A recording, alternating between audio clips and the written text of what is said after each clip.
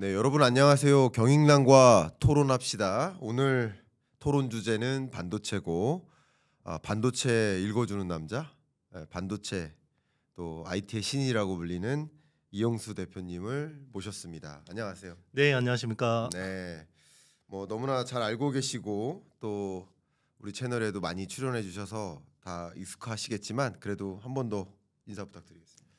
네, 일단 30만 미리 축하드리고요. 네, IT의 신 이영수라는 유튜브 채널을 운영하고 있고요. 네, 네, 그리고 바로 써먹는 최강의 반도체 투자, 그리고 바로 써먹는 최강의 AI 혁명 투자. 네, 책 2권 쓴 작가입니다. 네, 좋습니다. 네.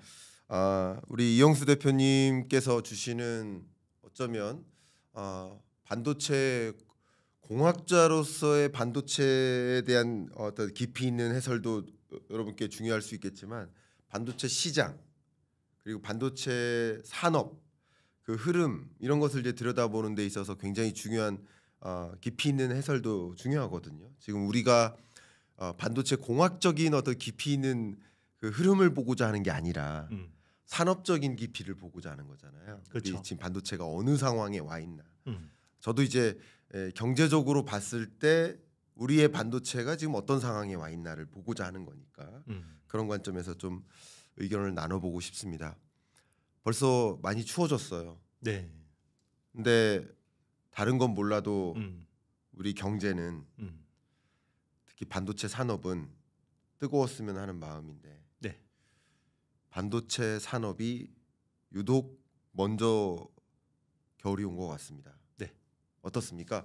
반도체의 의미, 그러니까 반도체를 워낙 오랫동안 연구해왔던 연구자로서 또 작가로서 반도체를 뭐라고 생각하십니까? 제가 학제적인 정의를 여쭙는 게 아니고 반도체란 뭐라고 생각하십니까? 원래 뭐 반도체를 산업의 쌀이라고 많이 네. 하거든요. 네. 네, 저는 요즘엔 쌀은 아닌 것 같아요. 네, 그냥 산업의 총알, 총알이다, 포탄 같아요. 포탄이다. 네. 어떤 의미에서 그렇게 생각하십니까? 지금은 이제 전쟁이고요. 네, 미중 패권 전쟁이 진행 중인데 네, 사실 요 미중 패권 전쟁에서 저는 제일 중요한 쟁점이 AI라고 생각합니다. 그렇죠. 네, 결국 AI 혁명의 패권을 지는 자가 미중 패권 전쟁에서 승리자가 될 거라고 보고 있거든요. 네, 근데 그 AI 혁명을 결국 이기기 위해서는 반도체가 제일 중요합니다. 그런 관점에서 이 네. 반도체를 보시군요. 또 네네. 중요한 쟁점을 의제를 또 던져주셨네요. 저도 공감합니다. 뭐 저도 이제 저희가 토론을 운영하는 채널이기 때문에 저도 의견을 드린다면 예 맞습니다. 어쨌든 이 패권 전쟁의 시대고요.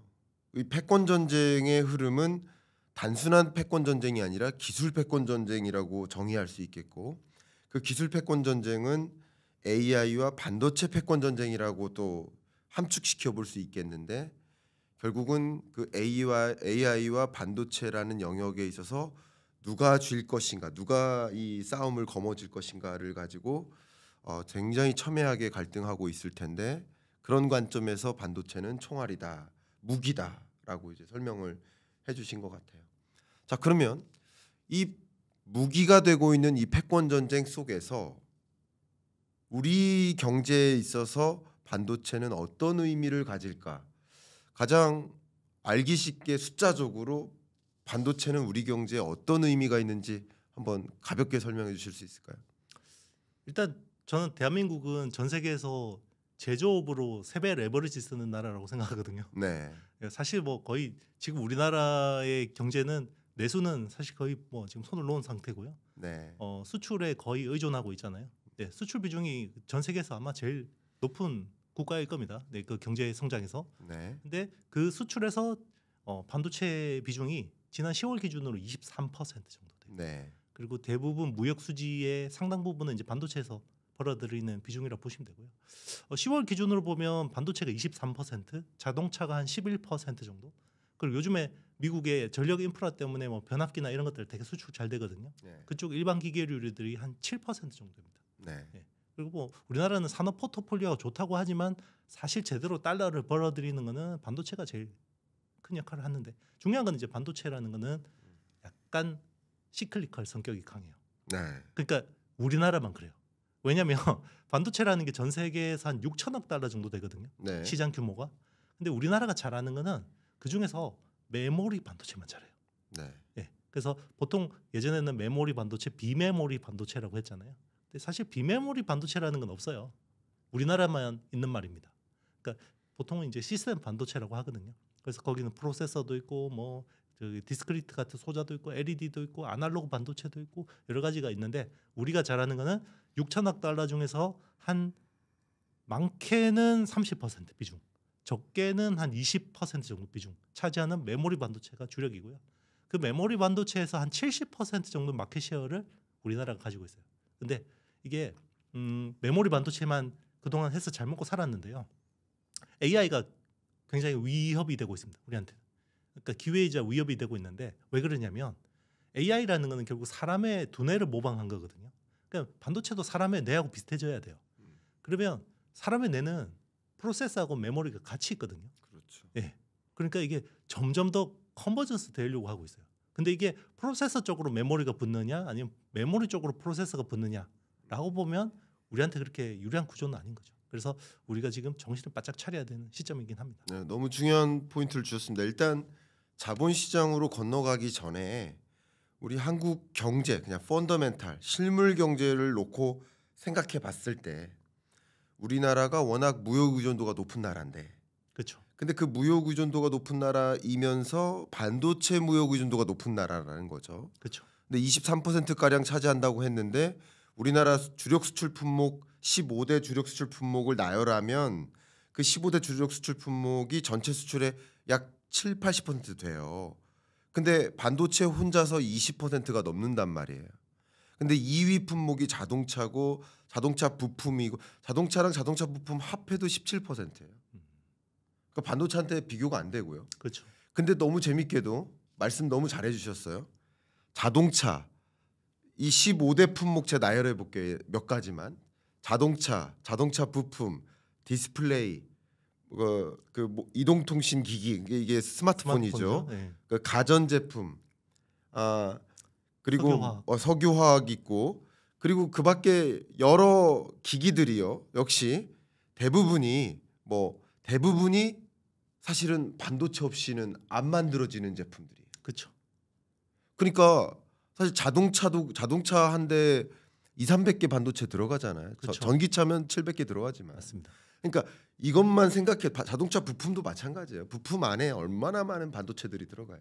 그러니까 이거 생각해 보면 반도체만 23%라고 했지만 우리나라는 다 반도체를 수출하는 국가예요. 그렇죠. 그렇죠. 네, 그럼 맞습니다. 이렇게까지 생각을 해보면 그리고 또 내수 경제라고 얘기했지만 내수 경제는 손 놓고 있다고 표현했지만 내수 경제는 반도체 없이 돌아갈까? 안 되죠. 요즘 동탄, 평택 네, 부동산 난리죠. 난리죠. 삼성전자 때문에. 내수 네. 경제 없이 네. 내수 경제도 반도체 없이 돌아간다고 표현하기가 상당히 어렵습니다. 제가 단적인 거 한 가지만 말씀드릴까요?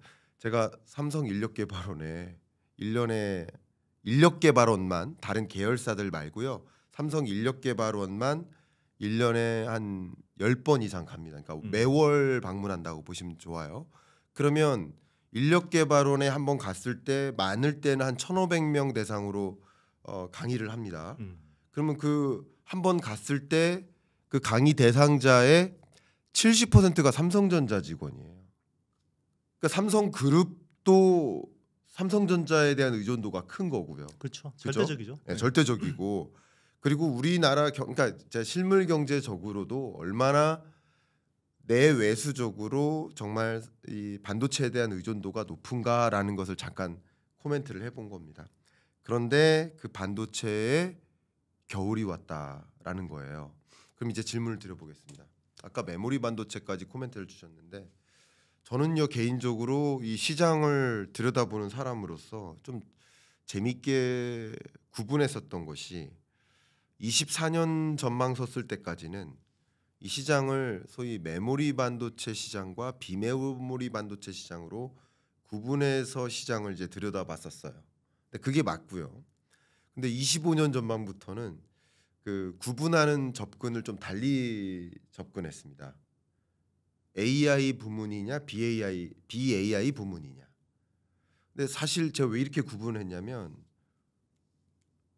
반도체 시장에 겨울이 온 게 아니라 BAI 부문의 반도체에 겨울이 왔다라고 평가가 내려집니다. 근데 우리는 반도체를 못하고 있는 게 아니라 BAI 부문의 반도체에서 이렇다 할 실적, AI 부문에서 반도체에서의 이렇다 할 실적을 못 내고 있는 것이다 라고 진단이 내려집니다. 아마 이런 부분에 대해서는 동의를 하고 계실 것 같은데 좀 구체적인 우리 이영수 대표님의 진단 어떻게 내리고 계신지 한번 여쭤보고 싶습니다. 네, 정확하십니다. 뭐 지금 사실 뭐 우리가 반도체 겨울이라고 하지만 네, 솔직히 따지고 들어보면 이제 커머디티, 네, 우리 이제 전통 소비재 있잖아요. 네, PC나 스마트폰 같은 이제 논 AI 쪽 수요가 겨울인 거고요. AI는 계속 가을입니다. 네, 아직까지 굉장히 잘 돌아가요. 그러니까 보통 반도체, 우리 메모리 반도체 수요처를 한 크게 세 가지로 보거든요. 네, 서버 쪽 시장이 있고요. 이제 서버는 보통 클라우드, 뭐 빅테크 이런 기업들이 투자하는 거잖아요. 네, 보통 이제 자본 지출이라고 하는 캐펙스를 통해서 이제 사는 건데, 이제 보통 엔비디아 칩을 기반으로 해서 이제 서버를 싸서 이거를 이제 그 데이터 센터라는 거를 꾸리죠. 네, 거기를 통해서 이제 클라우드 서비스를 하는 건데 이쪽 수요가 한 40%가 넘습니다. 근데 이제 서버 쪽에서도 AI 서버라는 게 아주 이제 그 엔비디아의 서버, 그러니까 엔비디아 주도의 서버, 네, 그게 AI 서버거든요. 보통 이제 그 서버라고 하면 이제 인텔 CPU 기반으로 이렇게 만드는 건데 보통 한 7,500불 정도 해요.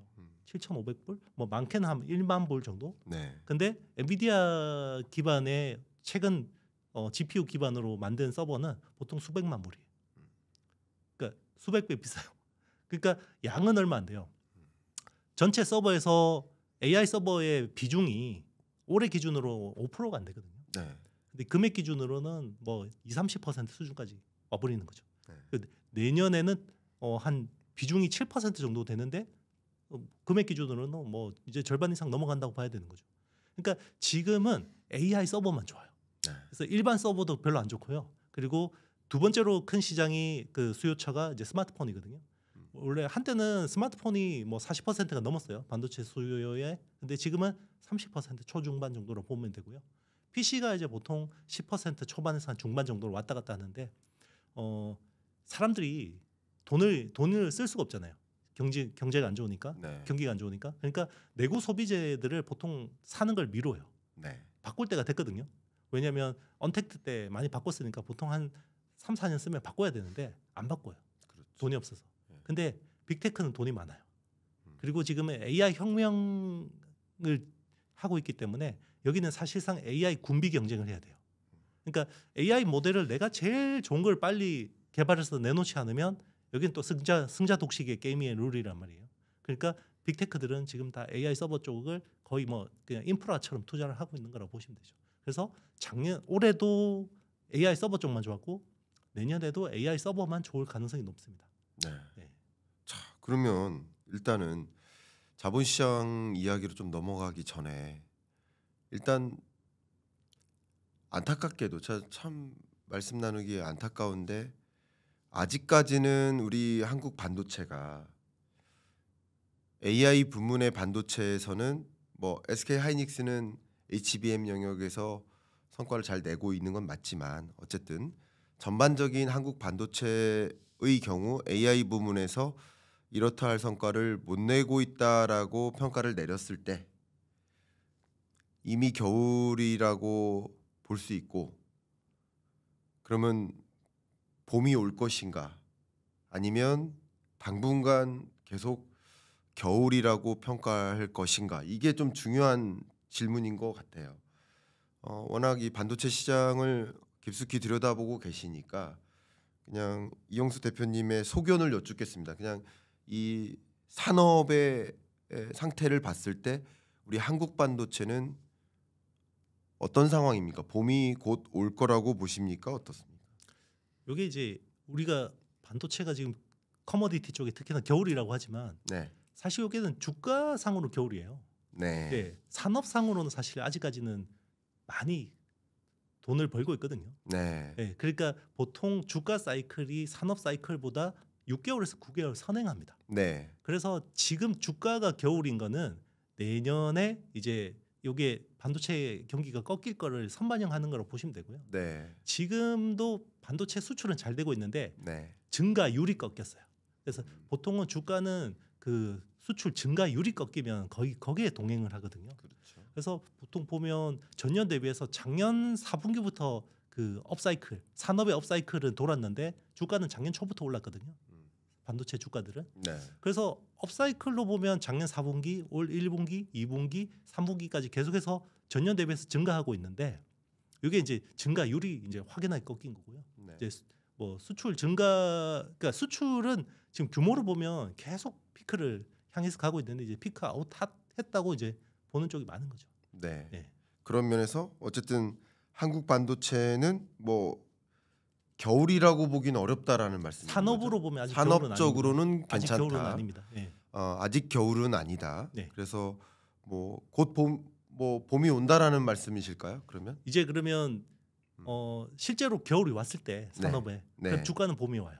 오히려. 네네. 그럼 이제 역으로 생각해 보면 네. 한국 제가 이제 정확한 이제 의미를 여러분께 전달해 드려야 되니까 이영수 대표님의 이제 주가는 조금 이따 얘기하고 그냥 이 산업 사이클을 봤을 때 지금의 한국 반도체 산업은 겨울이 온 건 아니고 가을입니다. 가을이고 네네. 겨울 아니고 가을이고 겨울이 올 거다라는 거죠. 그렇죠. 근데 AI는 아직 안 왔어요. AI는 당연히 안 왔고 네네. AI는 오히려 여름이라고 여름이라고 보지 볼 않을까 생각이 되고요. 맞습니다. 예, 저도 그렇게 보고 있고요. 네. 오히려 이 한국 반도체는 아직 겨울 안 왔다. 네. 이거 되게 의미심장한, 좀 무서워하실 수도 있겠지만 근데 오히려 선행해서 자본시장이 움직인다라고 평가해 본다면 이걸 그렇게 또 무섭게 생각하지 않으시는 것도 여러분이 받아드실 필요도 있겠다. 그렇죠. 예. 주식 투자하시는 분들은 이제 산업의 겨울이 왔을 때 오히려 기회죠. 네, 그렇죠. 근데 이제 보통 이제 막 뉴스에서 너무 끔찍하게 나오거든요. 뉴스들이. 예, 이제 그때 못 사시죠. 그렇죠. 네. 그때 사야 되는데. 그때 씨를 뿌려야 되는데 봄이 오면 씨를 뿌려야 되잖아요. 네, 그때 씨를 못 뿌리세요. 그렇죠. 대부분이. 한국 반도체 아직 겨울 안 왔다. 곧 무서운 겨울이 온다라는 그런 생각이 일단 듭니다. 이제 실물 경제적으로는 그렇고요. 네. 그럼 이제 말씀 주셨던 것처럼 다시 한번 좀 이 뭐라고 해야 되나 다져가는 의미에서 메시지를 정확하게 전달드리는 의미에서 자본시장이라는 관점에서 좀 해석을 해볼게요. 일단 뭐 반도체라는 게 삼성전자나 SK 하이닉스를 논하기 이전에 반도체를 논했을 때 이 반도체 산업 전체를 묶어서 생각해 보면 물론 뭐 대표가 삼성전자와 SK 하이닉스겠지만 전체 우리나라 시가총액에서 뭐 대략 한 30% 정도 이렇게 차지한다라고 생각해 볼 수 있겠는데 그만큼 이 자본시장에서 이 반도체가 가지는 의미 어떨까요? 사실 이제 외국인 투자자들 입장에서는 이제 월가에 있는 뭐 팀이나 마이클 같은 친구들은 네. 대만이나 한국은 사실 반도체 프록시로 보는 거죠. 대만은 파운드리 국가로 보는 거고 대한민국은 이제 메모리 반도체 국가로 보는 거고 실제로 그쪽 밸류가 제일 크다고 보고 있습니다. 네. 외국인 입장에서는 그렇고요. 실제로 우리 경제에서도 뭐 교수님 말씀하셨지만 이게 반도체 기반이 아닌 디바이스가 지금 없거든요. 네. 그러니까 자동차라는 것도 원래는 기계 산업이었잖아요. 네. 지금은 이제 사실 전자 산업으로 되고 있죠. 그렇죠. 이제 모든 자동차 어떤 기능들이 전자 기반으로 돌아가는 거예요. 심지어 이제 동력원도 내연기관에서 이제는 배터리 같은 전기차로 바뀌고 있고, 그리고 하이브리드 차가 또 많이 팔리는데 하이브리드 차도 사실상 전기 기반의 구동이 굉장히 많거든요. 네. 그렇군요. 자, 그러면 이제 앞서 말씀드렸던 것처럼 저도 이런 말씀을 좀 많이 드려요. 이제 실물 경제적 현상과 자본 시장이나 자산 시장에서의 현상을 좀 구분해서 보셔라. 맞습니다. 이걸 자꾸 헷갈리시더라고요. 그러니까 보시는 분들이. 너무 안타깝습니다. 그렇죠. 그러니까 이게 경기가 좋아야 집값이 오른다. 그렇죠. 이거 아니거든요. 맞아요. 그러면 올해 집값은 왜 오릅니까? 올해 경기 나쁜데요. 그렇죠. 올해 경기 나쁘잖아요. 올해 집값은 왜 올랐냐고요. 팬데믹 경제 위기 때는 집값이 왜 올랐냐고요. 경기 나빴는데요. 최악이었잖아요. 그렇죠. 그러니까 경기 실물 경기적 흐름과 자본시장의 흐름, 자산시장의 흐름을 동행한다. 같은 거다. 이거를 떼어놓고 보셨으면 좋겠다. 그 선행성에 대한 것들을 저 선행성이라든가. 계속 이야기를 해도 그렇죠. 이걸 이해를 못 하시더라고요. 그래서 상당수의 저 이 부분 사람들이. 너무 네. 강조하고 싶고요. 네네. 여러분이 그래서 제가 아까 계속 강조한 겁니다. 계속 그 산업적인 이해 아까 계속 말씀드렸고 지금은 이제 자본시장을 구분해서 논하는 겁니다. 그래서 여러분이 오해 없으시도록 좀 전달해 드리는 건데 아까도 코멘트를 주셨지만 그 선행성이라는 관점에서 한국 반도체 시장 산업은 아직 겨울이 안 왔고 가을이고 오히려 곧 겨울이 온다. 무서운 그렇죠. 겨울이 온다. 굉장히 무섭습니다. 그렇지만 시장은 그렇지만 이 자본 시장의 모습은 오히려 반대라고 볼 수 있겠습니다. 오히려 사이클이 선행적으로 움직인다라고 의견을 주셨어요. 조금 더 구체적으로 말씀드립니다. 뭐 이건 의견이시니까. 네네 그렇죠. 네. 그러니까 이제 증가율이 꺾이면 계속 꺾이고 여기 마이너스로 돌았을 거 아니에요. 그렇죠. 그렇죠. 마이너스로 돌아서면 이게 또 확 내려가면서 이제 우리 무역 수지도 나빠지고 수출 데이터도 나쁘게 나오거든요. 네. 근데 그럴 때는 오히려 또 이제 좋아지는 걸 또 시장이 선반영하거든요. 네. 그래서 지금 업황으로 보면 커머디티 우리 네. 이야기하는 그 논 AI 쪽 수요는 내년 상반기까지는 좀 안 좋아질 가능성이 높아요. 그렇군요. 네, 그래서 이제 내년 하반기에 좋아진다 그러면 이제 주가는 또 그걸 선행해서 반등을 시키겠죠. 네, 그래서 그때 내년 하반기에 대한 업황은 사실 아직까지는 잘 모르겠습니다. 그래서 그렇군요. 네, 근데 여기 또 변수가 있어요. 우리는 지금 AI, 논 AI 이야기하지만 지금까지 AI라는 거는 서버 클라우드만 AI였잖아요. 근데 이게 우리 디바이스도 AI가 이제 되거든요. 그게 이제 온 디바이스 AI라는 컨셉인데요. 그래서 스마트폰에서 이제 AI가 자체적으로 돌아가고 PC에서도 자체적으로 AI가 돌아가면 이게 또 반도체 수요를 엄청나게 촉발을 시킵니다. 그게 이제 내년에 뭔가 이제 가능성 있는 서비스가 나온다라는 거예요. 그렇죠. 그게 이제 내년에는 애플은 애플 인텔리전스라는 네. 온 디바이스 AI 서비스를 내놓고요. 그리고 이제 그 AI PC 쪽은 윈도우 마이크로소프트가 제일 중요하잖아요. 네. 그 윈도우 코파일럿 플러스라는 것들을 이제 PC에다가 AI PC를 내놓는데 이게 만약에 뭔가 서비스로서 어떤 킬러 어플리케이션으로서의 가능성을 보여주고 내가 이 기능을 쓰기 위해서 디바이스를 한번 바꿔볼까?라고 한다 그러면 그게 반도체 수요를 촉발시킬 수 있습니다. 그렇군요. 네, 그게 내년 하반기 업황에서 되게 중요한 변수가 될 수 있거든요. 좋습니다. 네. 자 이제 이 반도체 얘기를 쭉 했으니까 제가 고견을 좀 여쭤보겠습니다. 이것은 어쩌면 뭐 정답이 없는 질문이에요. 그렇죠. 정답이 없는 질문이 지금부터 드리는 질문은 정답이 없는 질문이지만 어쨌든 이제 반도체 산업에 대해서 고민을 많이 하신 분으로서 여쭤보도록 하겠습니다. 견해를 뭐 혹시 답변하기가 좀 부담스럽다 그러면 또 안 하셔도 됩니다. 네.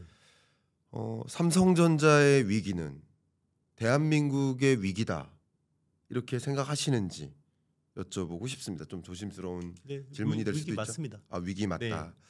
어떤 면에서 그렇게 생각하시는지 또 여쭤보고 싶습니다. 일단 이제 당장은 삼성전자가 우리 경제에 미치는 영향이 지대하고요. 네. 고용에 미치는 영향도 지대하고요. 근데 삼성전자만 우리는 보지만 사실 삼성전자 밸류체인까지 봐야 됩니다. 네. 그 밑에 있는 삼성전자와 관련해서 거래하는 소부장 밸류체인들도 굉장히 크고요. 네. 거기까지 생각하면 이제 고용이나 투자나 이런 쪽에 미치는 영향이 크고요. 실제로 요즘에 보면 부동산 시장에도 직접적으로 영향을 주고 있거든요. 그렇죠. 평택이나 동탄 같은 쪽은 부동산은 굉장히 안 좋고요. 오히려 SK 하이닉스는 좋잖아요. 네. 그러니까 청주나 이런 쪽은 괜찮단 말이에요. 그렇죠. 부동산이. 네. 그게 실제로 국내 지역 부동산 시세에도 영향을 줄 정도니까 그렇죠. 삼성전자가 만약에 계속해서 지지부진하다 그러면 우리 입장에서 끔찍한 겁니다. 좋습니다. 네. 일단 뭐 삼성전자를 놓고 좀 생각을 저도 해 본다면, 저도 의견을 드려 본다면, 저도 이제 그 삼성전자의 그 협성회라고 있고 그 협성회가 삼성전자의 1차 벤더사들의 모임이에요. 그게 1년에 4번에서 5번 정도 이렇게 포럼을 합니다. 그때 이렇게 어떤 주제로 강의를 좀 듣고 뭐 이렇게 식사도 하는 그런 자리인데 제가 종종 갑니다. 네, 1년에 한 번 정도 가거나 뭐 이렇게 하는데 보통 이제 연말에는 제가 경제 전망 강의를 하고 어떻게 대응을 해야 된다라는 말씀을 좀 드리고 뭐 이렇게 하는데 당연히 삼성전자가 이렇게 어려워지는 국면에서는 1차 벤더사들의 어려움은 뭐 여러분 그냥 감히 상상을 안 하셔도 그냥 추측이 되실 것 같고요. 그러면 1차 벤더사들 2,300개의 1차 벤더사들 다 대기업들이잖아요. 그렇죠. 이들이 역시 힘들어지면 그러니까 고용이 위축되는 거예요. 또 소위 보너스나 이런 상여금이 위축되는 거예요. 그러면 근로자들도 소득 수준이 위축되는 거예요. 그렇죠. 그럼 이들의 소비나 쉽게 말하면 회식도 위축되는 거예요. 그러면 인근의 자영업자 경기도 위축되는 거예요. 거기서 끝나는 게 아니라 여기에 딸려 있는 그 또 공급업체, 중견기업들의 공급업체, 또 이들 앞에 있는 중소기업, 또 이들 앞에 있는 또 공급자야, 소상공인까지 이게 밸류체인이 너무나 정말 밸류체인이라고 표현할 만큼 이게 그물처럼 엮여져 있어서 이게 한국 삼성전자의 위기는 대한민국의 위기다라고 표현하는 게 맞을 수도 있다라고 의견을 좀 드려보겠습니다. 일단은 그런데 여기서 걱정. 삼성전자가 지금 위기론이라고 지금 제시된 그 배경이 어쨌든 조금 최근으로 돌아가 보면 HBM을 선택하지 않았다라는 거잖아요. 이 부분에서 결국은 경영 전략적인 면에서 실기한 거 아니냐 하는 비판의 여론도 있어요.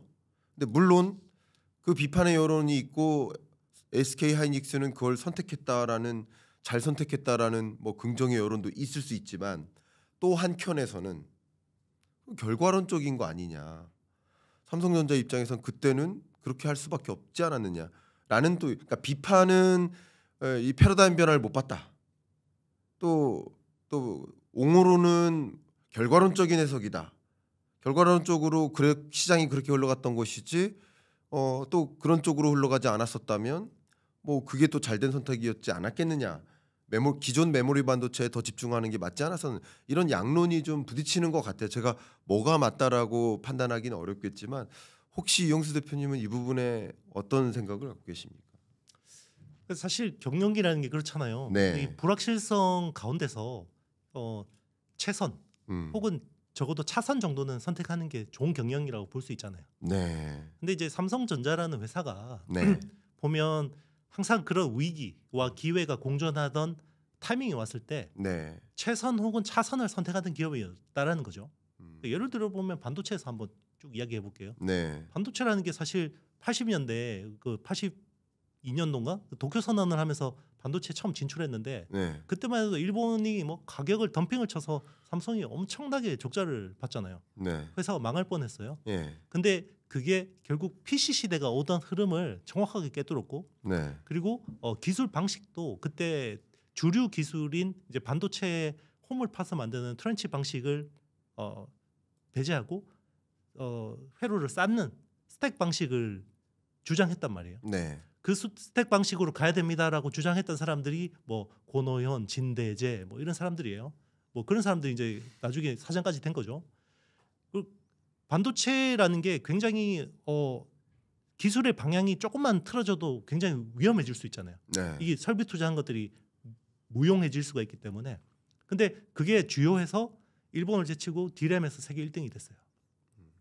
그리고 이제 애플의 그 아이팟 같은 것들이 나왔을 때 이제 메모리에 대한 저장 수요가 굉장히 늘어나니까 이게 이제 그때부터 낸드 플래시라는 게 중요한 아이템으로 등장했거든요. 근데 원래 낸드 플래시는 도시바라는 회사가 일본 회사가 만든 거예요. 근데 그거를 삼성이 더 잘 만들어서 시장을 리딩했고요. 그리고 낸드 플래시도 기술이 원래는 플로팅 게이트라는 기술이 주류였어요. 근데 삼성이 플로팅 게이트로 하면 계속 돈 잘 벌 수 있어요. 근데 그때 당시에 2000년대 초반에 차지 트랩 플래시라는 기술로 바꿉니다. CTF라는 기술. 그때 다 미쳤다 그랬어요. 잘 되는 플로팅 게이트를 왜? 근데 인텔이나 SK하이닉스나 그때는 다른 회사들은 그 전환이 늦었어요. 근데 삼성은 CTF라는 방식으로 전환해서 나중에 낸드 플래시가 수직으로 쌓는 방식으로 뭔가 생각을 한 것 같습니다. 그때 그게 됐었고요. 그리고 휴대폰 잘 팔았잖아요. 피처폰 잘 팔다가 갑자기 이게 스마트폰, 애플 아이폰이 나오면서 모바일 혁명이 시작됐는데 그때 보면요 움직임이 정말 삼성이 얼마나 기민하게 움직이는지 보이는데 그때 삼성은 아이폰이 나오니까 정말 빨리 따라가야겠다고 해서 허접하지만 옴니아라는 모델을 내놨어요. 그때 엄청 비아냥거렸거든요. 그렇죠. 사실 뭐 물론 이제 국내 대다수 언론들은 마치 아이폰의 경쟁 제품인 것처럼 막 썼지만 글로벌 매체들은 대부분 굉장히 저걸 제품이라 내놨냐 비아냥거렸거든요. 근데 LG가 그때 항상 삼성을 위협하고 있었어요. 그때 초콜릿폰이나 뭐 프라다폰 이걸로 대박이 나가지고 맞아요. 스마트폰 나왔을 때 LG가 어떻게 했냐면 우리는 명품 폰을 계속 만들겠어. 아레나라는 프로젝트를 합니다. 그래서 스마트폰에서 실기를 했죠.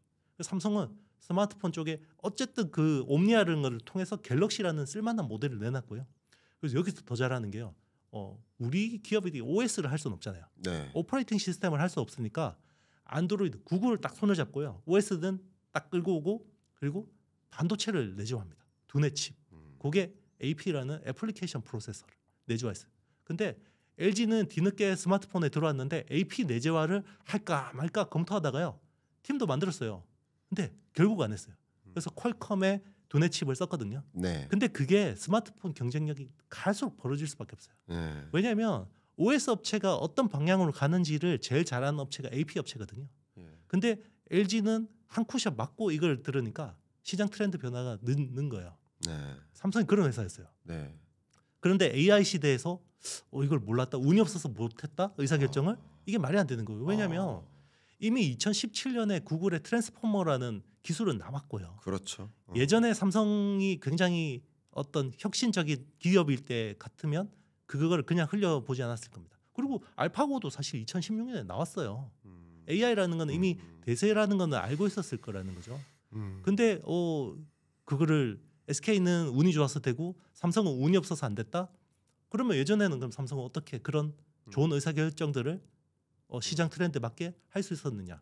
그거는 이미 조직의 혁신이나 사람들의 어떤 어떤 의견에 대한 수용성들이 떨어진 거 아니냐, 관료화되고 이미 뭐 정체돼 버린 거 아니냐라고 생각하는 거죠. 너무 좋은 의견이시고요.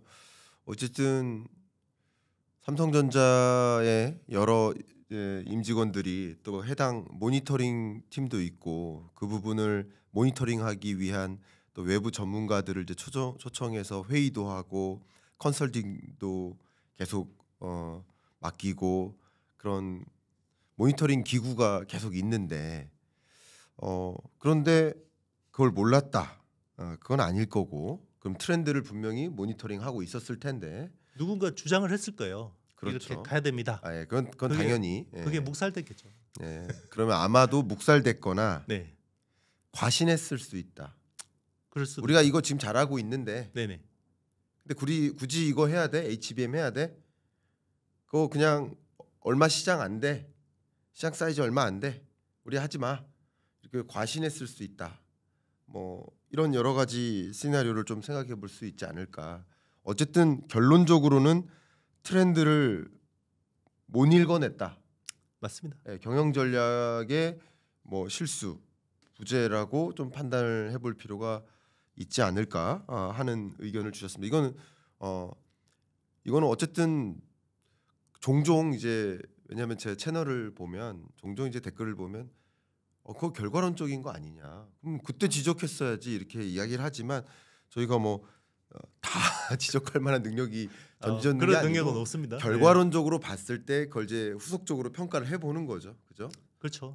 그래서 그런 것이고 뭐냐면 삼성전자가 그만큼 우리 한국 경제에 중요한 의미가 있기 때문에 그렇죠. 그리고 국내에서 사실 어떤 기업사에서 정말 역사적인 혁신을 만들어낸 기업이 삼성이었어요. 네.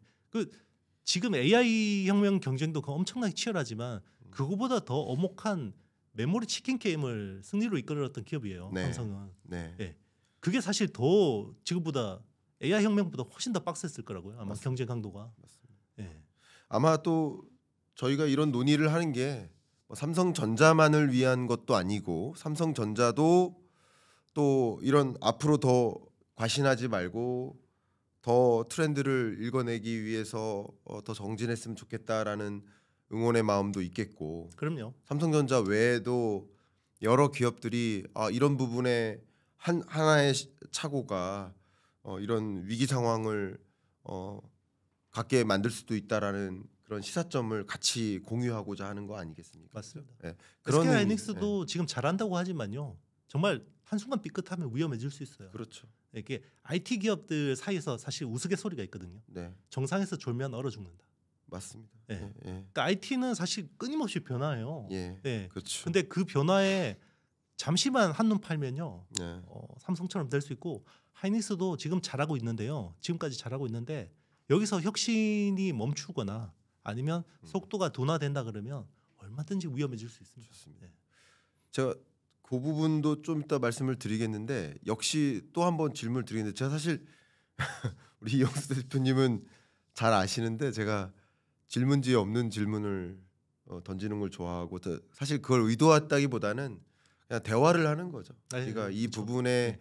고민을 많이 했던 분으로서 그냥 대화하면서 그 고민을 계속 여쭙는 건데 이런 논의가 있어요. 또 이 부분은 너무 예민해서 너무 조심스럽게 제 질문을 드려봅니다. 그러나 회피하실 수도 있어요. 그러나 그냥 너무 예민하지만 네네. 절대 여러분들 절대 이 부분은 정치적으로 접근하지 말아주시고 왜냐하면 정치적으로 이해하시지 않아주시길 부탁드립니다. 그런데 정치적으로 질문하시는 분들도 계시니까 근데 정치적인 질문도 아닙니다. 어쨌든 이재용 회장이 그 옥중에 계셨잖아요. 네네.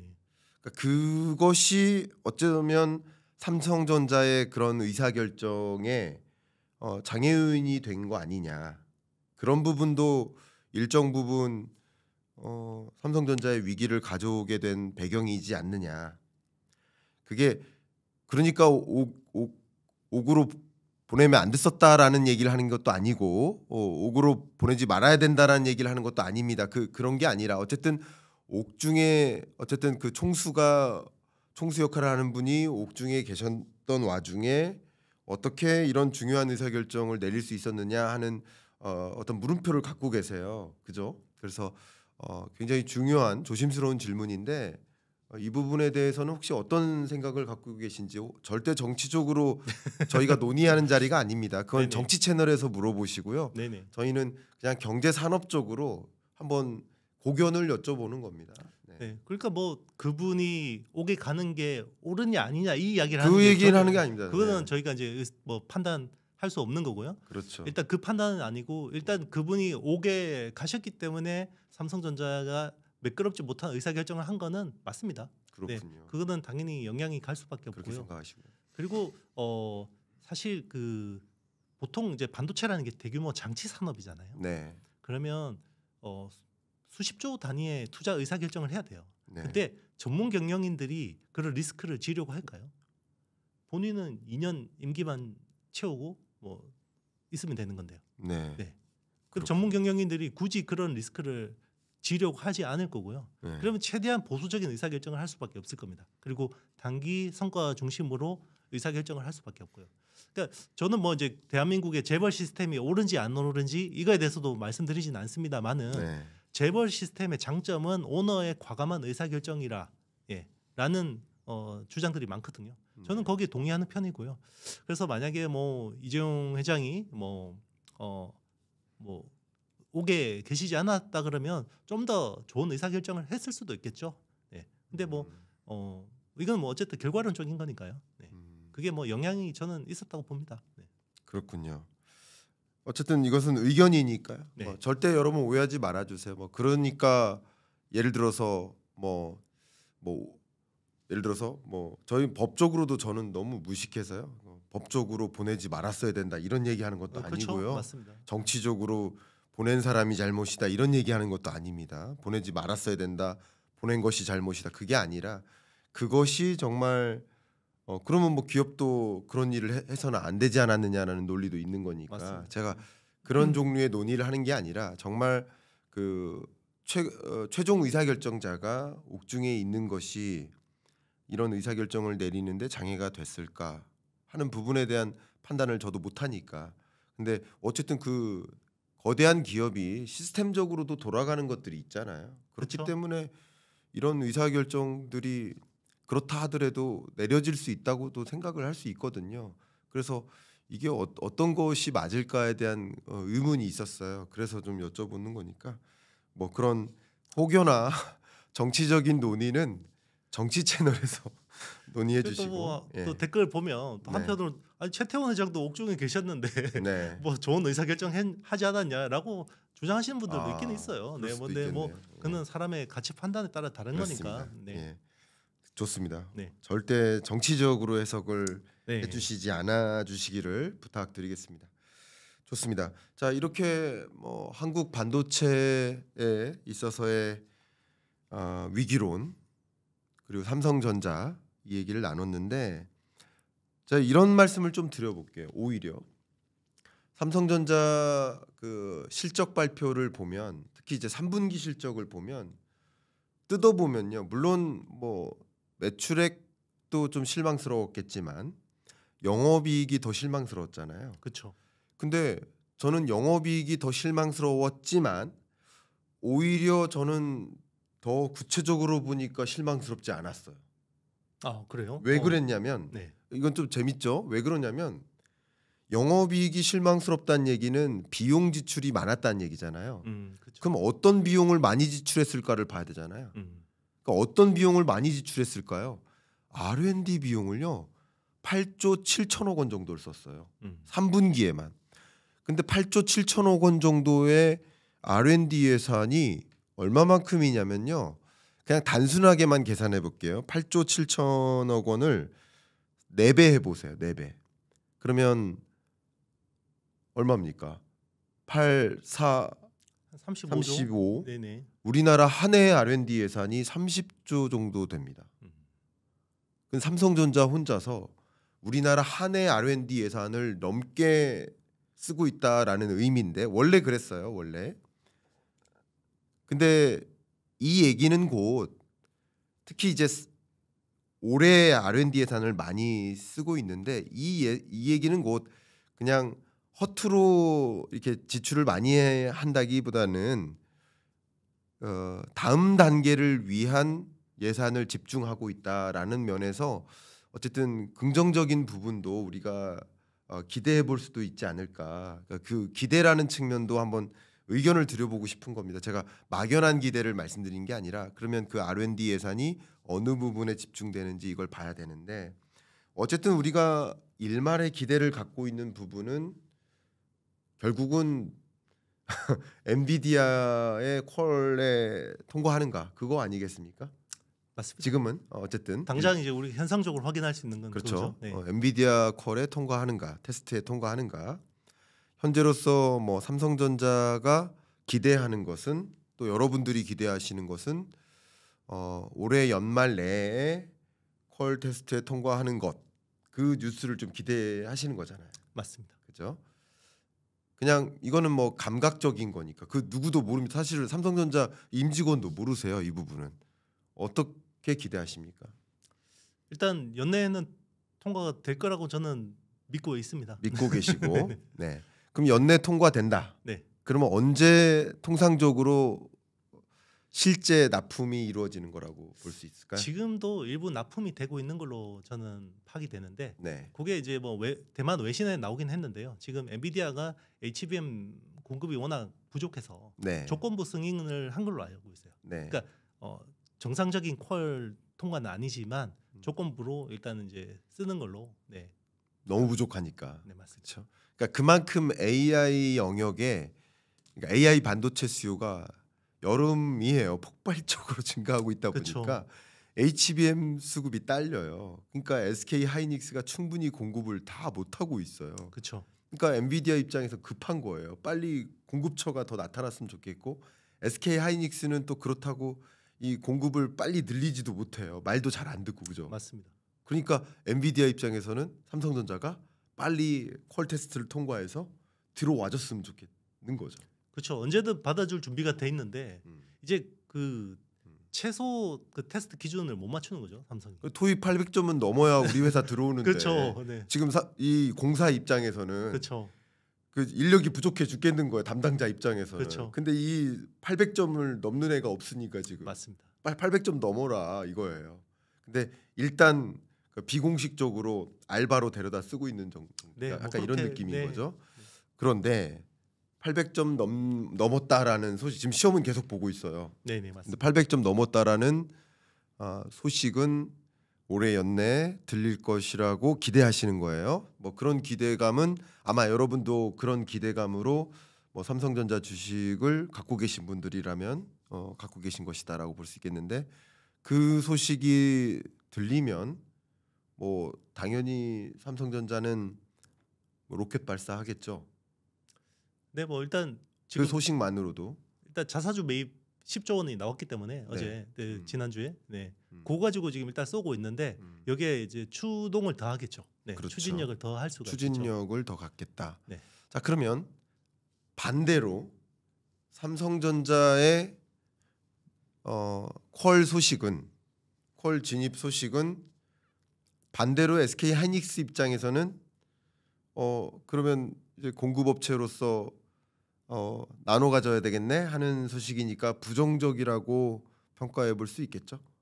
요게 또 시장 관점하고 펀더멘탈 관점이 좀 다를 수 네, 있어요. 이 부분 한번 질문드리겠습니다. 일단 주가는 영향 받을 겁니다. 네. 왜냐하면 이제 주식 시장은 사실 요만한 것도 엄청나게 크게 이제 받아들이는 경우가 있거든요. 그렇죠. 그게 이제 투자 심리죠. 그렇죠. 네. 투자 심리 때문에 그럴 수 있는데 실질적으로 이게 펀더멘탈로 SK 하이닉스한테는 영향이 없습니다. 왜냐하면 SK 하이닉스는요 내년에 미리 만들 거 미리 다 팔아놨어요.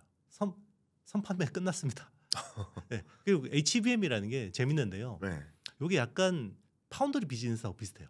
음. 우리 보통 그 범용 메모리 같은 경우는 보통 월 단위 계약을 하거나 네. 아니면 분기 단위로 계약을 해요. 네. 근데 HBM은 연 단위 계약입니다. 음. 그래서 연간으로 사가기로 한 물량과 가격대로 사갑니다. 그래서 그러면 지금 삼성전자 들어왔다 그래서 SK하이닉스의 뭐 가격을 깎거나 이럴 수는 없는 겁니다.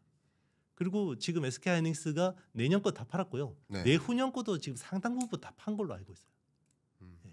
근데 이제 주식 시장은 이걸 이제 우려를 또 미리 땡겨 오겠죠. 네. 선반영에서. 그렇죠. 네. 자 이런 움직임까지 여러분 그 동태를 생각해 보시면 좋겠고 뭐 저의 뭐 기대는 뭐 말씀하신 대로 저도 연내에는 그 퀄 통과를 생각해 볼 수 있겠다 생각하고 있고요. 삼성전자 내부적으로도 좀 그런 기대감을 많이 갖고 있는 모습입니다. 근데 만약에 연내 안 된다 그러면 뭐 내년 1분기 안에는 그런 기대를 해볼 수 있겠다라고 생각이 되고 그랬을 때는 뭐 자본시장에 그런 모습이 있을 것이고 자본시장에는 그런 모습이 있는 것과는 달리 실제 SK 하이닉스의 매출에는 큰 지장이 없을 수 있다라는 말씀을 또 드리는 거예요. 그러니까 약간 자본시장에서의 느낌은 내가 혼자 이 재산을 다 상속받을 그 독자 아들인데 숨겨진 아들이 나타나는 거예요. 숨겨진 아들이 있었네 우리 아빠한테 하면서 나타난 거예요. 그러면 너무 데미지가 큰데요 심리적으로. 약간 그런 느낌인 거죠. 네네. 근데 숨겨진 아들이 나타나서도 여전히 내가 다 상속받네 하는 네네. 느낌 그런 느낌으로 흘러갈 것이다라는 말씀을 주신 겁니다.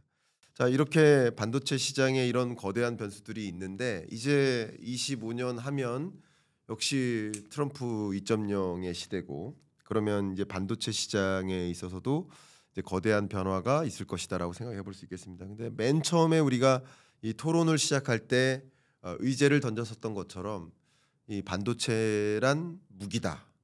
그 무기라는 이유는 패권 전쟁으로서 반도체가 무기가 되고 있다. 근데 트럼프 2.0 시대 트럼프와 또 시진핑은 아마도 무역 전쟁을 더 격화시켜 나갈 가능성이 있는데 그 무역 전쟁의 핵심 그 쟁점은 반도체가 될 가능성이 높겠다. 자, 이런 관점에서 첫 번째, 트럼프 2.0 시대 반도체 시장에 나타날 우리가 주목해야 될 핵심 쟁점, 어떤 모습을 우리가 주목해야 될 거라고 생각하시는지 여쭤보고 싶습니다.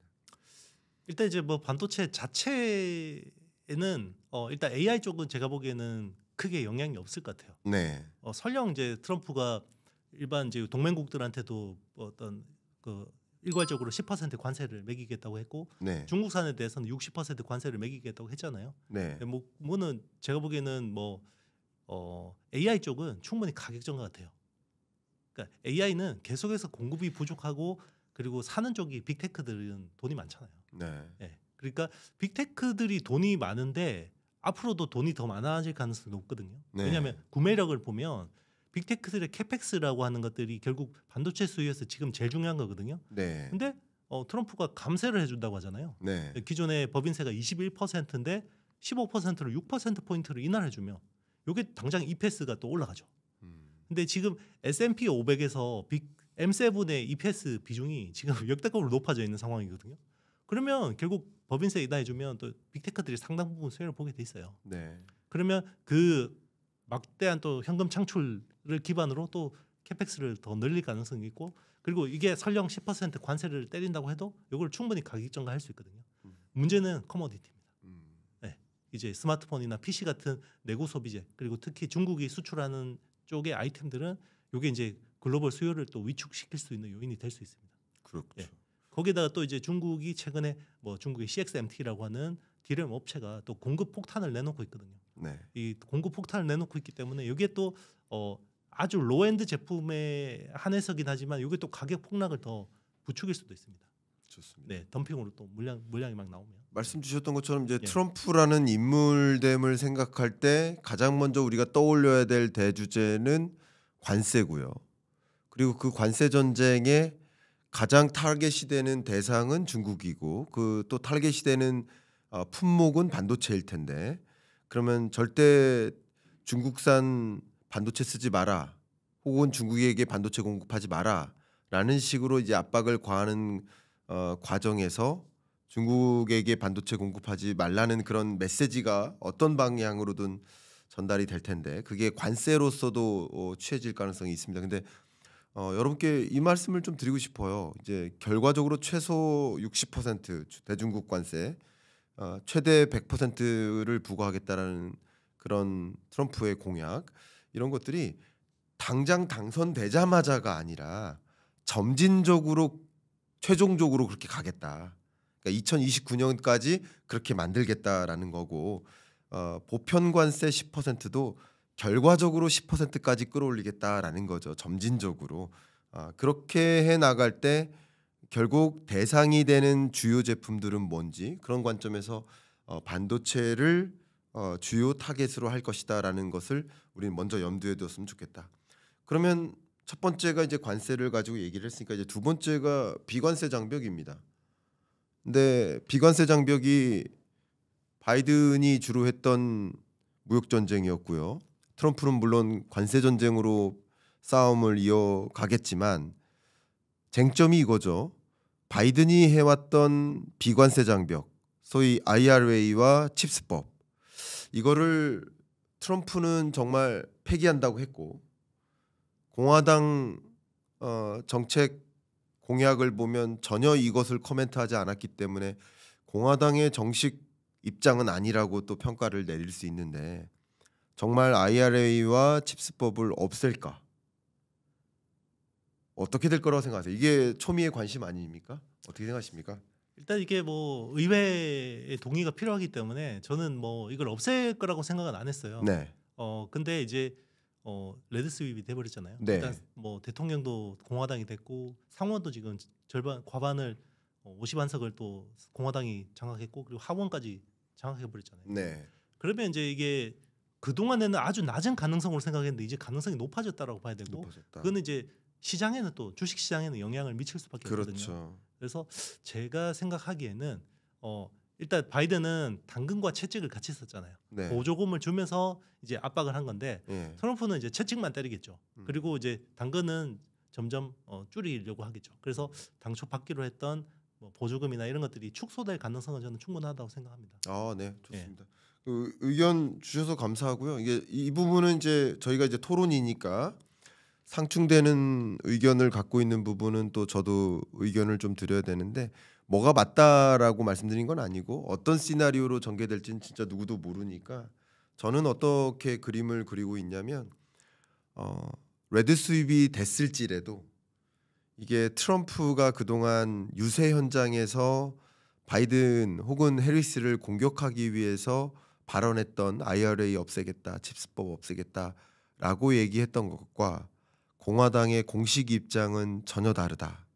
왜냐하면 IRA 칩스법은 범국민적으로 굉장히 지지를 많이 받았고 그리고 공화당의 파티 플랫폼 공약집을 보면 전혀 그 부분에 대한 코멘트가 없었어요. 너무 지지를 많이 받았고 실제 중국을 상당히 압박을 가했던 훌륭한 정책이었고 그리고 결과적으로 트럼프나 공화당이 중국을 고립시키고 압박을 가하는 데 있어서 훌륭한 정책임에는 틀림이 없고 더군다나 그 정책을 입안하는 데 있어서 많은 기업들을 미국으로 유치시키는데 우리나라 기업들도 마찬가지 포함이죠. 성공적으로 작용을 했고 그리고 그 유치시킨 그 지역들의 표나 그 지역에서 당선이 된 그 정치 기반이 된 그 상원 하원 의원들도 정치적으로 보면 그걸 없애면 안 된다는 의견을 모을 것이라서 저의 의견을 좀 보태면 조금 상충될 수 있겠지만 그것도 충분히 존중될 수 있겠지만 저는 어떤 생각이냐면 이름만 없앤다. 이름은 없애고요. 왜냐하면 그거는 바이든의 성과니까 이름은 무조건 없애고 약간 예를 들면 뭐 마가 액트 이렇게 이름을 바꾼다. 그리고 거기 구체적인 조항들은 뭐 거의 그대로 살리면서 조금 더 중국을 압박하는 방식. 그래서 이제 관세 전쟁은 펼치겠지만 기존의 비관세 장벽들 이런 것들은 좀 살려두는 방식. 그래야 더 압박을 가할 수 있지 않을까 이렇게 저는 그림을 그리고 있습니다. 그래서 어떻게 전개될지는 한번 여러분들도 확인하셔야 되겠지만 뭐가 맞다 틀리다가 아니라 이 두 가지 시나리오가 가능하니까 한번 이런 부분들은 향후 말씀하신 대로 관세는 트럼프 행정부가 직접 결정하는 거고 이 해당 요 영역은 의회에서 결정하는 일이니까 어떤 식으로 전개될지 한번 여러분 모니터링을 해보실 필요가 있겠다. 근데 말씀하신 대로 자본시장에서는 어쨌든 없어질 거라고 굉장히 많이 우려하고 있는 거죠. 그렇죠. 예. 네. 그래서 사실 투자자들 입장에서는 그 잠재적인 리스크를 프라이싱 해야 된다고 생각합니다. 그렇죠. 네네. 예, 왜냐하면 맞습니다. 이제 산업 전문가로서는 충분히 그런 의견을 저는 존중하고요. 네. 근데 이제 적어도 투자를 하시는 분들은 이렇게 이거는 이제 유지될 거야, 보조금 잘 받을 수 있을 거야라고 생각하는 거는 굉장히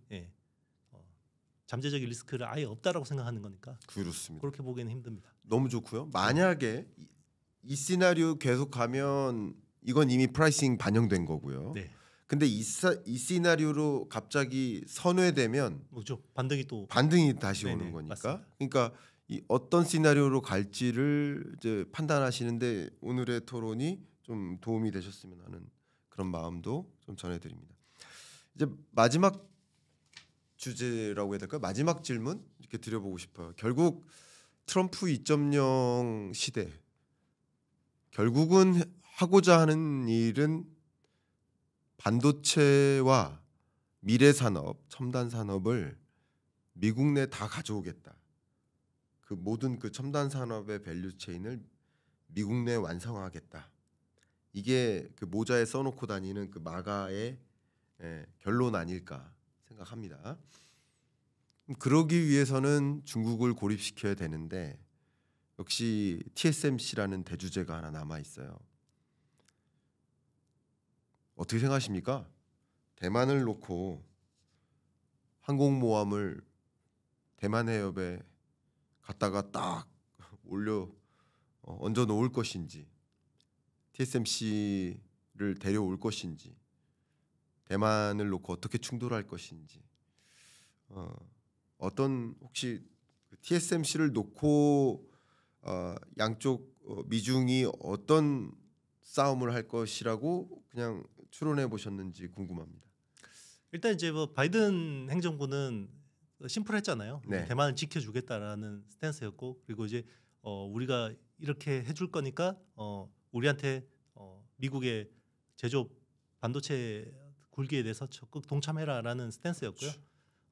트럼프는 이거를 그냥 계속해서 약간 자기의 이해관계에 따라서 계속 입장을 바꿀 것 같아요. 네. 그래서 뭐 그렇다고 해서 지금 이야기하는 것처럼 내가 대만을 왜 지켜줘라고 하지는 않을 것 같아요. 왜냐하면 그거는 애매한 스탠스가 있어야지 중국하고의 또 협상에서 중요한 카드가 될 수 있고, 그리고 이제 대만을 통해서 또 미국이 또 이익을 볼 수가 있잖아요. 뭐 무기를 많이 팔아먹든지 아니면 실제로 진짜 보호비를 받든지 그렇죠. 보호비를 받든지. 그리고 사실 그리고 TSMC라는 어떤 이 기업이 없으면 이 AI 혁명이라는 이 밸류 체인이 완성될 수가 없잖아요. 없죠. 네. 그러니까 이제 필요합니다. 미국 네. 입장에서도. 그래서 이제 그런 식으로 계속 활용할 거라 보고 있고, 대만 입장에서는 우리하고 똑같은 입장이라고 보고 있는데요. 대체 불가능한 기술을 가지고 있으면 트럼프하고의 협상을 할 수가 있다라는 거죠. 네. 우리가 가지고 있는 카드가 없다 그러면 트럼프하고 협상에서 굉장히 불리하게 끌려갈 수밖에 없다. 네. 그렇기 때문에 결국은 우리가 HBM을 넘어서 정말 이제 그 AI 반도체에서 핵심이 될 수 있는, 이제는 점점 더 AI 혁명이 더 진화 발전할수록 이제 주문형 메모리, HBM 같은 어떤 이런 아이템들이 많아질 거거든요. 네. 거기서 우리가 정말 메모리 파운드리로서의 위치를 점한다 그러면 뭐 TSMC 정도는 아니겠지만 그래도 중요한 어떤 동맹국으로서 우리가 충분히 이제 어떤 자리매김할 수 있을 거라고 보고 있고요. 그게 있어야지 결국 트럼프한테도 발언권이 생기고 글로벌 시장에서도 발언권이 생길 수 있습니다. 네. 네. 그러면 그 TSMC를 놓고 참 이 애매모호한 그 정세가 이렇게 전개될 거라고 이제 생각하시는 것 같은데, 저는 이제 또 이 TSMC를 놓고 벌이는 그 전쟁의 모습을 조금 명확하게 생각하고 있는 것이 이렇습니다. 저의 의견은 어쨌든 껍데기만 줄 것 같아요. 그러니까 껍데기는 대만이죠. 그리고 알맹이는 TSMC 기술 인력이죠. 그래서 미국 내 TSMC 공장을 완성시키고, 그리고 TSMC에 있는 기술 인력들을 다 데려오는 거죠. 결론적으로는. 저도 그렇게 봅니다. 그죠. 네. 그리고 뭐 쉽게 말하면 훔쳐오는 거죠. TSMC 기술 인력들을 다 훔쳐오고, 결론적으로는 그래 대만 중국지가 다 가져가. 그러면 밸류 체인이 완성되죠.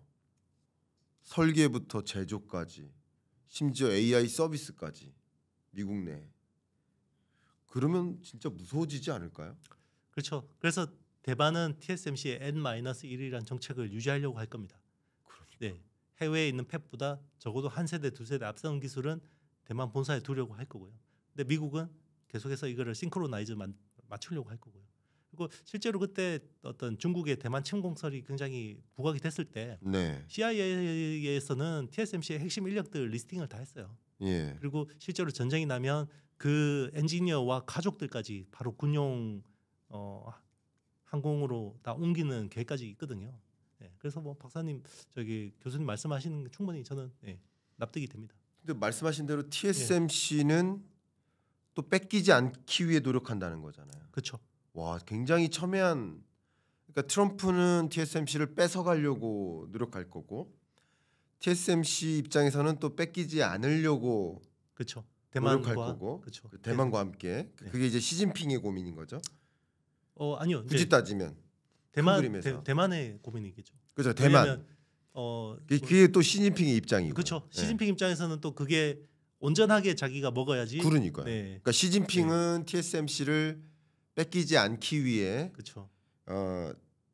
노력할 거고, 트럼프는 TSMC를 뺏어가기 위해 노력할 거고, 그것은 결국은 핵심 기술은, 그러니까 최첨단 기술은 TSMC 본국을 대만에 두고 기술 인력들을 일부 가져가더라도 본국에 더 그렇죠. 기술의 그것을 그 본진을 대만에 두려 하는 그런 전략. 지금 라이칭더 총통의 가장 큰 고민이 그거 아닐까 싶습니다.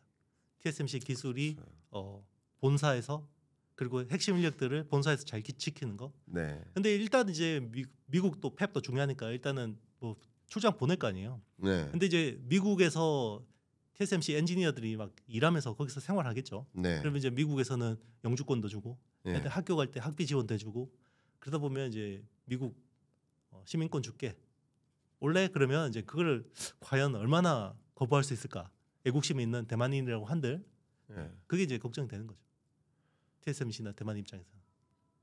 그러니까 이게 참 우리 이런 약간 지정학적인 싸움이잖아요. 네네. 일종의 지정학적인 것은 항상 추론하는 건데 이렇게 뭐가 정답이 있는 건 없죠. 어떻게 될지 모르지만 시나리오를 한번 그려보는 건데 결국 이 TSMC를 두고 싸움하는 거. 그러니까 결국은 트럼프는 TSMC를 뺏어갈 것이고 시진핑은 결국은 대만을 지켜내는 거예요. 정치적으로는 대만을 안 뺏길 거예요. 그러겠죠. 네. 근데 정말 시진핑 입장에서는 대만을 지켜낼 것이냐 TSMC라는 알맹이도 같이 지켜낼 것이냐라는 걸 가지고 이제 싸우는 거죠.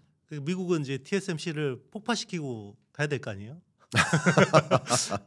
네, 그렇죠. 네, 그러면 이제 중국이 가져가더라도 이제 알뱅이는 못 가져가는 거니까 실제로 그런 그 작전 계획이 있는 걸로 저는 알고 있고요. 그렇죠. 네네. 예, 그러면 네. 결론은 어떨까요? 그러니까 결론은 폭발을 안 시키더라도 네. 저는 예를 들어 이런 두 가지 결론입니다. 군사적 충돌은 아니라고 하면 군사적 충돌이 아니라고 하면 군사적 충돌까지나 하면 제일 극단적인 거죠. 그렇죠. 그렇게 아니라고 하면 이런 거죠. 어쨌든 기술 인력을 결과적으로는 다 데려가요. 그 다음에 중국은 반도체를 공급 못 받아요. 그러면 사실 끝나는 거죠. 그렇죠. 반도체 공급이 끝나면 끝나는 거예요. 그리고 삼성전자한테도 상당히 위협을 주겠죠. 공급하지 말라고. 트럼프가 중국에 공급하지 마. 그런 와중에 중국도 우리 한국한테 엄청나게 공급하겠죠. 요소 공급 차단은 그냥 사례에 불과할 뿐이고 각종 원자재 공급 차단하겠죠. 사실 그것들도 다 반도체 소재 아닙니까? 맞습니다. 반도체 만들기 위해 들어가는 소재를 다 중국에 의존하고 있는데 그거 공급 차단하겠죠. 그러니까 글로벌 밸류체인이 진짜 이게 어떻게 될지 참 궁금해지네요.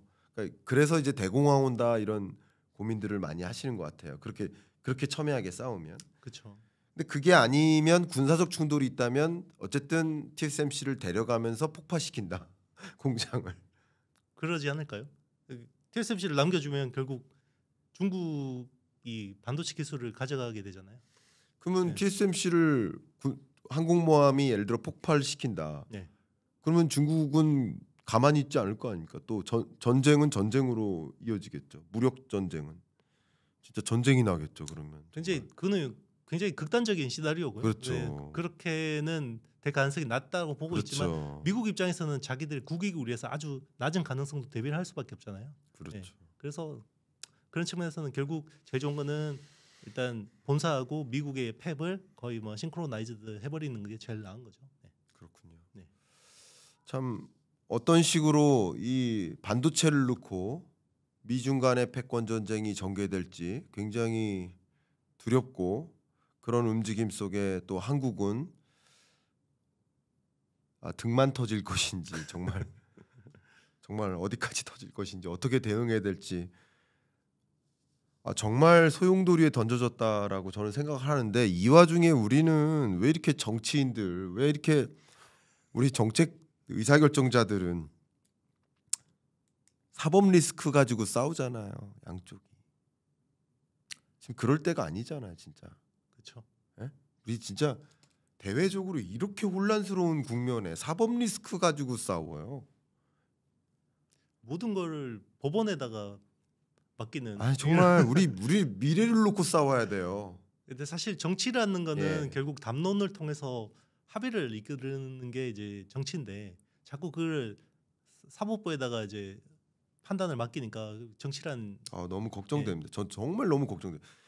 예를 들어 4개의 정당이 있다면 네 개 혹은 그 이상의 정당이 있다면 그 정당들이 우리 이런 식으로 미래의 그림을 그리고 미래에 이렇게 대응을 해야 된다라는 미래 청사진을 다 각각 제시하고 우리가 제시하는 청사진이 더 맞다를 가지고 싸워야 되거든요. 맞습니다. 사법 리스크 가지고 싸우는 거예요. 이게 정말 그 너무 안타까워 죽겠습니다. 고한 말에 세계 열강들이 정말 국제 정세가 정말 그렇게 변하고 있는데 내부에서 당쟁하다가 저 정말 너무 걱정입니다. 우리 네. 한국 너무 네. 걱정입니다. 잘 해낼 거라고 믿습니다. 이러면 안 됩니다. 우리 네. 여기서 그러니까 너무 우리 더 위험한 발언 나오기 아니요 전에 너무 한국 경제가 걱정이 됩니다. 근데 네. 너무 진심이신 것 같아요. 네. 너무 걱정이 됩니다. 네네. 진짜 제가 연구자로서 얘기하는 게 아니에요. 정말 국민의 한 사람으로서 이게 똑같습니다. 우리 의사결정자분들이 이럴 때일수록 더 뭐가 문제인지를 찾고 어떻게 대응할지를 좀 더 고민해 줬으면 좋겠습니다. 한 분에게라도 더 이런 이야기가 전달이 돼서 정말 정신 바짝 차리고 어떻게 대응할지를 좀 생각했으면 좋겠습니다. 각가지 시나리오들을 다 강구해. 저 그래서 토론 벌이는 겁니다. 어떤 한 가지 방향으로만 갈 겁니까? 아니잖아요. 제가 생각하는 방향도 있을 수 있고 대표님 생각하는 방향으로도 갈 수도 있고 또 우리 둘이 아닌 다른 방향으로도 갈 수 있으니 여러 가지로 고민해보고 그 여러 가지 시나리오별로 대응책들을 플랜 A, B, C 강구해서 그런 일들이 있을 때 어떻게 대응할지를 우리 국가는 대응책들을 다 강구해야 되는 거 아닙니까? 우리 지금 딱 그 고민해야 될 때입니다. 지금 연말에. 박세익 대표님이 딱 그 말씀하셨거든요. 정답은 없지만 정도는 있는데 그 정도대로 하면 되는데 예. 정도를 안 가네요. 정말 좋습니다. 여기서 오늘 토론 마무리하고요. 우리 이영수 대표님께서 집필해주신 그 책에 AI 투자 그리고 AI 산업 또 반도체에 대해서 또 명확히 이해를 좀 갖고 싶으시다 하시는 분들은 고정 댓글에 안내되어 있는 그 책 한번 참조해 보시길 바라고 또 트럼프 2.0 시대 또 어떤 패러다임 변화가 있는지 그걸 또 명확히 또 들여다보고 싶으신 분들도 고정 댓글에 안내되어 있는 그 책 참조해 보시고 또 이영수 대표님 이용수 대표님께서 운영하고 계시는 또 유튜브 채널도 링크로 달아드릴 테니까 관심 있으신 분 한번 찾아가서 방문해 보시길 또 추천드리겠습니다. 이상 이 소중한 토론 의견 또 너무 어려운 무게감 있는 그 질문에 대해서 또 소신껏 답변해 주셔서 정말 감사합니다. 네. 정말 즐겁고 유익하고 정말 미래가 있는 토론이었다고 생각합니다. 감사합니다. 네, 감사합니다. 네.